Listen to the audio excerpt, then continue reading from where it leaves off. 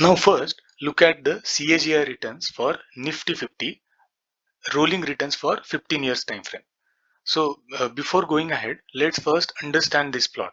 So this plot is all possible 15-year CAGR returns on Nifty 50. So on y-axis it is percentage returns, on x-axis it is the timeline. From we have results almost from 2005 to 2024. So how we have plotted this? So we have first collected Nifty 50 data all the way back from 1990 to 2024, and then we calculated the first data point, which is represented here. So in this case, uh, the investment was done in lump sum format in 1990, July 1990, and end date was July 2005, and we got compounded annual growth return of 14.8%. Similarly, this is the last data point.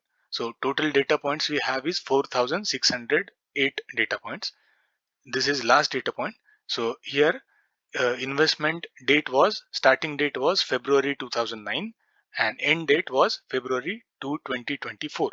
And we got CAGR returns of 14.9%. Now let's look at the SIP returns. So these are SIP returns for the same Nifty 50 for the same time frame of 15 years. So let us understand this plot with example of starting and end data point. So this is our data point 1, but in this case, instead of investing in lump sum, we started a SIP of same value for on the same date, July 1990.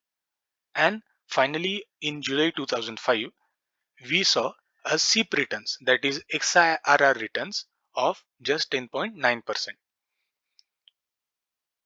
Same for the last data point, that is when we started the SIP is on February 2009 and we saw our returns in February 2024, and we saw our SIP returns are 12.6%. And note that we are assuming here that we have maintained a constant value of SIP and we have not missed a single investment, monthly investment during the duration of 15 years.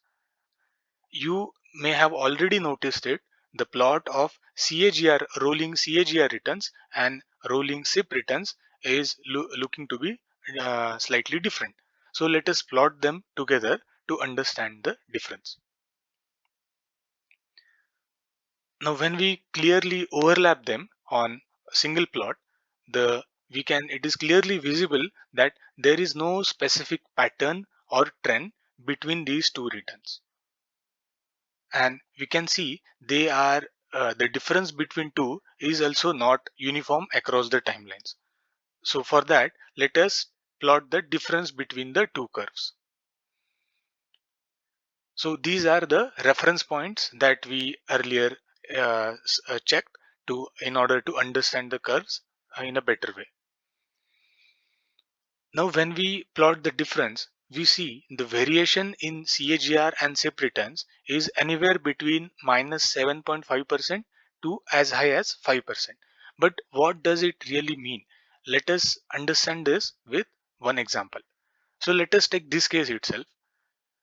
So this case represents a person, okay, who started a SIP in 2003, long back, so 15 years back, 2003, and he is checking his returns in 2018.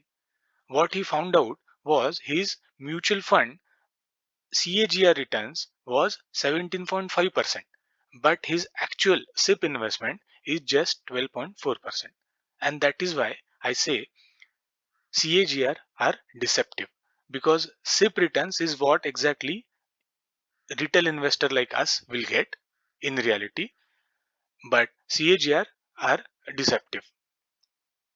And I'm not saying 12.4% are bad returns at all. They are also decent returns. But the point that I'm trying to make is CAGR returns are deceptive.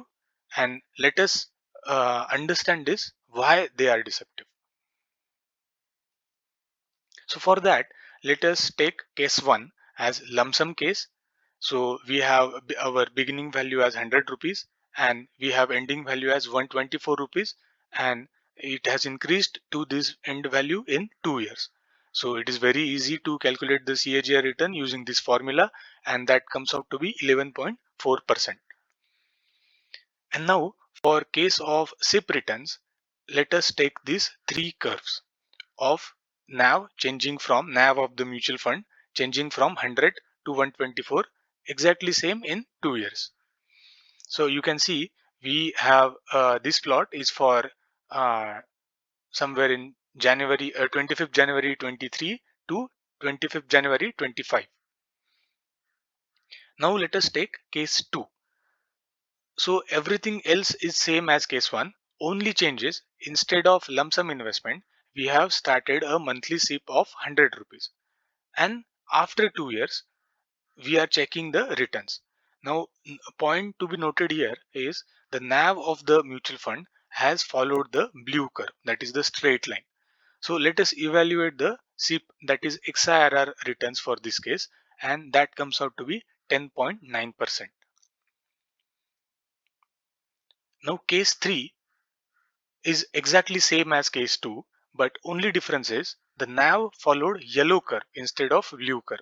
So in this case, if we evaluate our SIP returns, that comes out to be 16%, 6% higher than our earlier case. Why this has happened?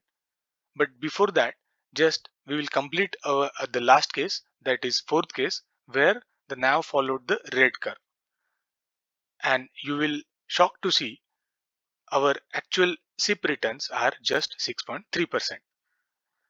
The reason behind this difference is the XIRR returns also takes into consideration the each investment you have made at all the months in between. So when you started the SIP, you invested strictly at every month on the same date, huh? And you buy the mutual fund units based on the that particular current NAV of the mutual fund. So it takes into account all your investment and then finally gives you the return. But in case of CAGR case, note that in all these cases, if we try to calculate CAGR for all these three cases, case 2, 3 and 4, it will come the same, that is 11.4%, because CAGR doesn't consider the intermediate investment that we do during our investment time. So that is the fundamental difference between these two.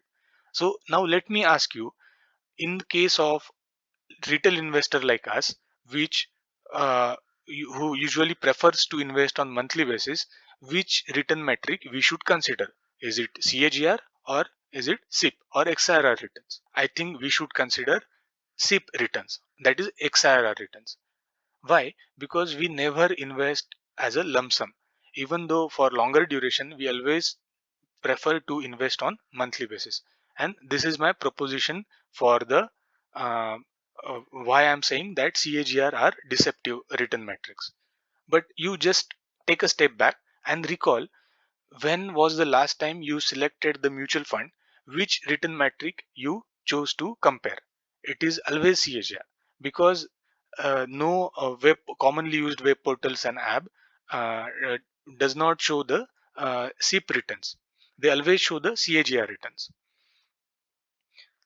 I have found one better alternative of understanding these differences of difference between CAGR and SIP returns uh, from our earlier concept that we have learned in physics thermodynamics, that is state function and path function.